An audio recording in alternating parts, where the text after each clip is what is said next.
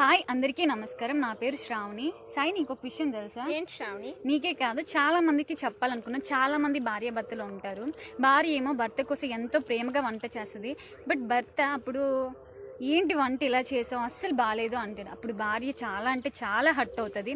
So చాలామంది భర్తలు తెలుసుకోవాల్సిన విషయం ఏంటంటే, తను బాగా వండపోయింది అనుకోండి, వంట చేయలేకపోయింది అనుకోండి, అప్పుడు ఏమని చెప్పాలంటే, వంట చాలా బాగుంది కానీ కొంచెం ఉప్పు తక్కువైంది, ఈసారి ఇంకొంచెం బాగా చెయ్యు అని చెప్తే వాళ్ళు అవునా, నేను అయ్యో ఉప్పు లేదా, అతని కోసం నేను బాగా చేయలేదు అని చెప్పి వాళ్ళు ఇంకా బాగా చేస్తారు.